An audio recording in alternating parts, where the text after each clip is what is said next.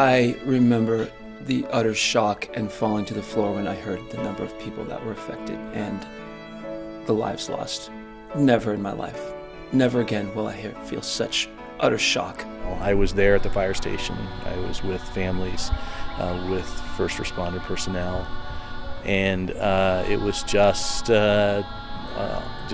too vast, too incomprehensible, I think, for many of us to get our heads around. It continues, even now, to be like a sword that when you touch it is still very, very sensitive. As far as I'm concerned, Sandy Hook was the tipping point for gun action or gun violence issues.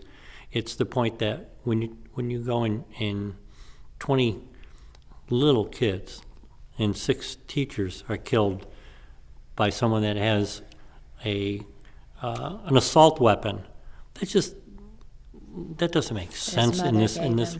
Yes, that is.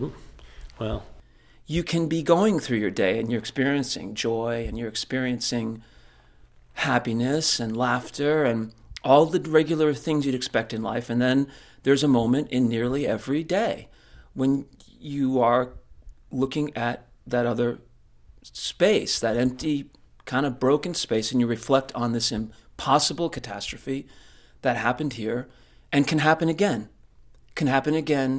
in this country, and has happened again. The shooting at Sandy Hook, it'll forever be part of the identity of this town, unfortunately. It's not a club we want to belong to. It's not anything we want to be known for, but I feel that if we're known for how we respond to such a traumatic event and possibly can help the next community. Unfortunately, there will be a next community and a community after that. I'm not one of those people that believes everything happens for a reason. I don't believe God had anything to do with this.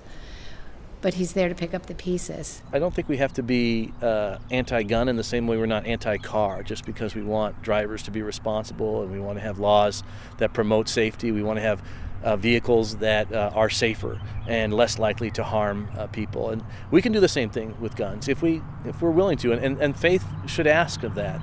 There's a sense of frustration in wanting to see things change, but from the early stages we reminded ourselves and were reminded by others and other communities that this is going to be a long marathon towards change, but change will come.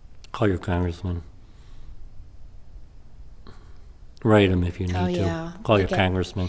Emails and Facebook things all the time about sign this petition and here's a phone number, call this congressman, and something. We never did that before. We just figured someone else would do it, I guess. But you've got to get out there and do it yourself. What I tell people, for us as Christians, this really isn't a Second Amendment issue. This is a Second Commandment crisis. And it's a Second Commandment crisis because